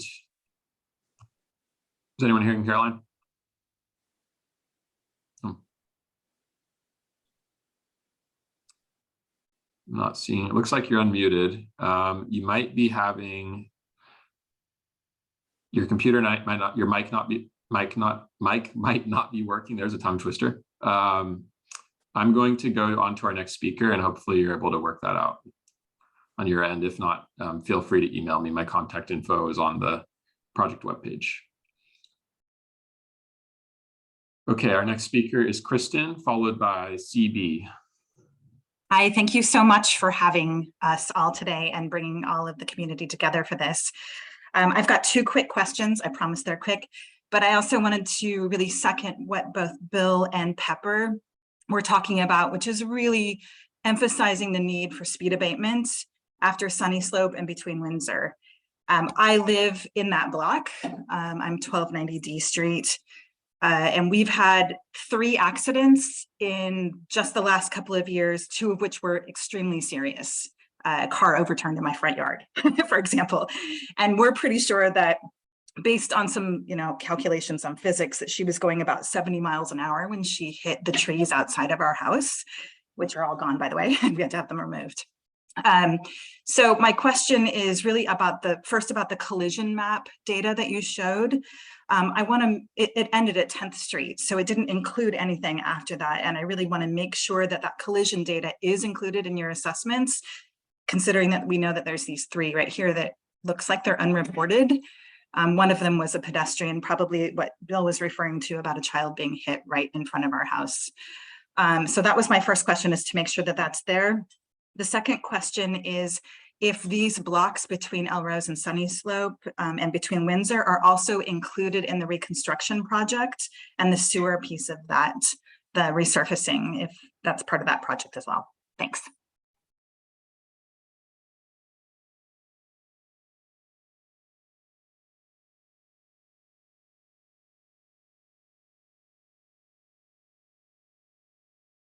Oops, sorry, I was muted. Juggling lots of things here. Hopefully you can see my screen right now showing it looks like, Bjorn, we've lost your audio and you were frozen for a bit. Oh. No, we don't have your audio. I can hear you now. I don't. Okay.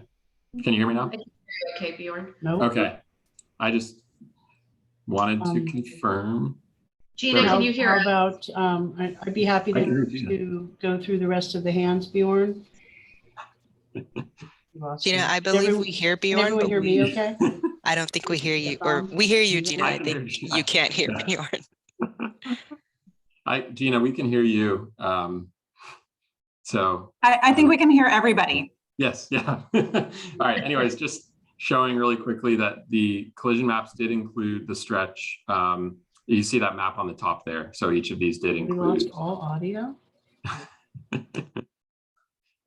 Did include the stretch between Windsor and Sunny Slope. Okay. Sorry, sorry everyone for the technical challenges. Kristen, I wanted to, while I was pulling up those maps, I missed your other question.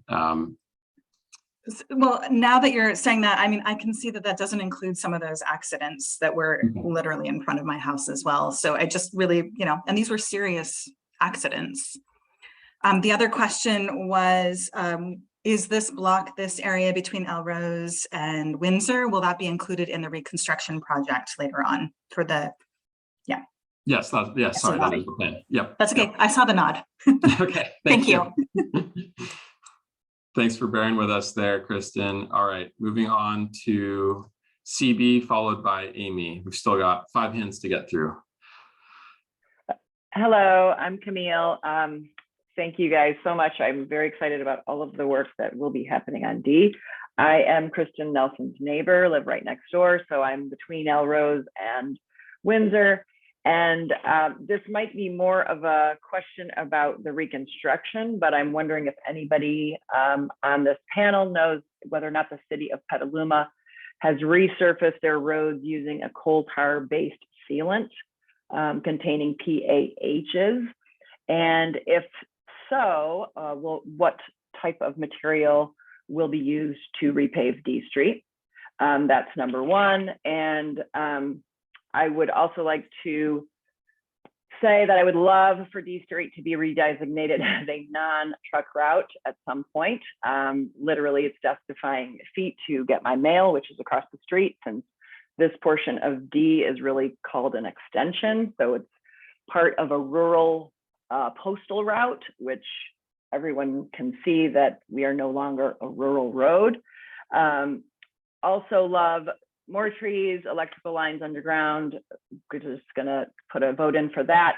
And whether or not the Davidon housing development happens, which I really do hope it does not, I would love to see a roundabout at Windsor and D Street to slow down traffic, because as everyone has mentioned, this is literally a highway in front of my house, and it really is quite scary. So anyway, that's it. Thank you guys for everything. Thank you, Camille. I'm sure we're probably not able to answer the question about what type of paving surface we would use for the reconstruction project, but I'll look to Ken if you happen to have an answer, but I'm sure that's probably something we need to read. Yeah, I mean, I want to give a shout out to North McDowell, because we're going to be doing that from Sunrise Parkway to Old Redwood Highway using a method where all the material is recycled in a cold process. So, you know, as far as doing something that's environmentally sustainable, that's one of the methods that we've used. And Jeff has used that extensively on other roadways, Snow Mountain Parkway in particular. So thanks. Great. Thank you, Ken. And thank you, Camille.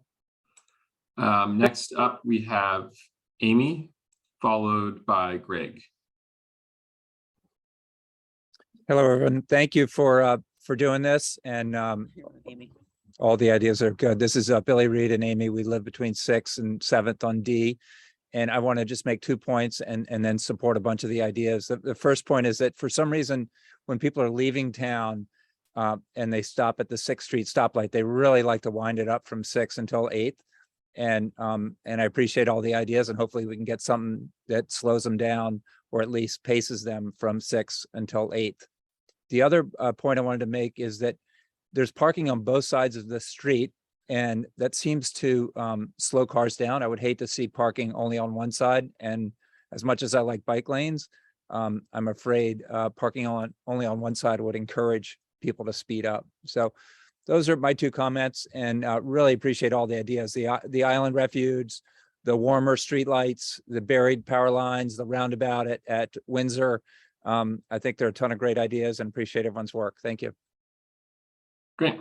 Thank you very much for your comments. Next up is Greg, followed by Ryan. Hi, it's Greg Colvin. I live in the Victoria subdivision, and I'm often making a left turn at D Street. Without a roundabout, it's difficult and dangerous to make that turn. Also, just to be totally open here, I've been working for 18 years on the Scott Ranch project, and have been able to reach an agreement with Davidon Homes to limit the number of homes and make most of this area into part of Putnam Regional Park. But here's how this affects D Street. The roundabout will definitely be, I think, the most significant thing to slow the traffic And it also provides safe crosswalks for people to get across Windsor and D Street. And when the Scott Ranch project goes in, all these improvements will be at no cost to the city. So the city's resources could be used for the other improvements that people want to see happen on D Street. And I do think with an entrance to Putnam Park right off of D Street, the character of D Street really has a motivation to change from trucks to people who are not only driving to visit the park, but also entering on foot or by bicycle. And I think this will really make a big difference in the safety and the aesthetics of D Street. It's been approved 5-2 by the Planning Commission. We hope that it'll be coming up in the next couple of months to the City Council. Thank you. Thank you, Greg.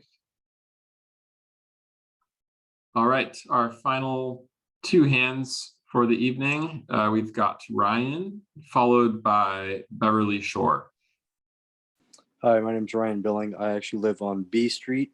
I'm wondering if you guys have taken into account the traffic that's going to get diverted onto B Street. We only have 2 stop signs on that street, and there's already a high traffic and a lot of speed. And there's been a lot of issues with people almost getting hit on B Street. So I'm wondering what the traffic diversion and traffic calming is going to do and have impact on other streets around the area. Yeah, thank you for your question, Ryan. I can assure you we're definitely going to look very closely at any and all potential impacts, especially of the traffic diverters, looking at the number of people who are currently making those turning movements, where those trips would likely be diverted, and yeah, something that we're definitely going to look at closely with all of our engineering studies. Thank Okay, I was just curious because of the fact there's only 2 stop signs on B Street right currently at 6th Street and then all the way up to 10th Street. And people race from that up to 10th and then up to Elrose. So adding more traffic might be an issue as well. Yeah, thank you. I know we've got lots of folks on the call tonight, and we can certainly look at take another look at B Street as well for some potential traffic calming improvements. So thank you. All right, we've got Beverly Shore up next.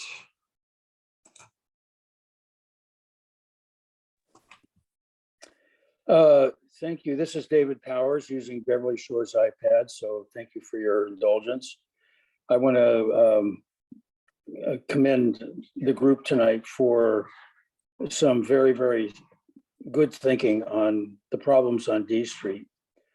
I have a couple of points that I'd just like to make that are more holistic and perhaps a longer range. Number one is that D Street is an arterial for kind of a traffic ecosystem, which includes Laurel, 10th, 8th, 7th, before you get to the stoplight at 6th. When traffic is backed up on D Street, I happen to live on 7th Street, we notice that traffic in frustration takes a cutoff and goes over to B Street, and they do so generally at very high speed. So I would really encourage the task force here to think about what effects the improvements that they're going to put into D Street have on the surrounding neighborhoods. The second is, a little while ago, we were talking about here on this call tonight about the drainage system on the sides of D Street, which are open storm sewers. And I'm wondering whether or not the task force here would be able to consider the infrastructural inclusion of putting storm sewers down both sides of D Street, which would eliminate the risk to both pedestrians and cyclists, particularly at intersections where there is a fairly extreme drop-off. And the final point that I'd like to just encourage the task force to consider tonight is that D Street itself, and under the current proposal, ends at the boulevard. However, our public transportation infrastructure is over on Weller Street, if I'm correct on that, Weller or Copeland. And I'd like to encourage the task force to think about a way to tie D Street more effectively into that transit center so that we can actually reduce reliance on cars in some ways. So thank you very much. And I really do appreciate many, many of your suggestions tonight. And I like the calming, traffic calming suggestions that you've made. Thank you. Great. Thank you so much for joining us this evening, and thank you for your comments. And you were our final hand for this evening. Thanks. I know it's been a really productive meeting. Appreciate. We still got 43 people who have hung around to listen to everyone's comments and questions. So thank you all so much for your time and passion for making this a better street. I'm going to just quickly share my screen one final time with our project webpage and then my contact information. A reminder that our project webpage, you can sign up to subscribe to project updates, and we'll be sending out that survey later this week and any future meeting announcements. And then you can also add your comments. There is a comment form on that page. Does anyone from the team want to make any closing remarks?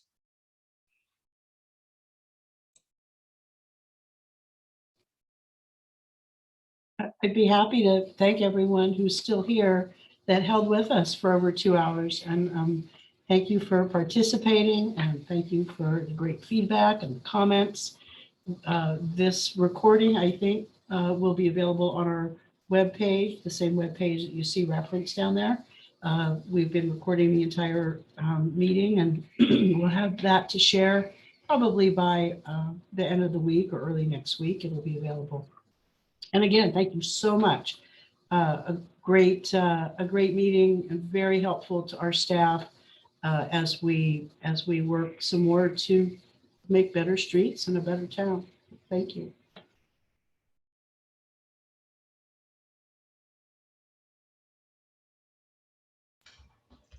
Okay, thank you, everybody. Have a great night.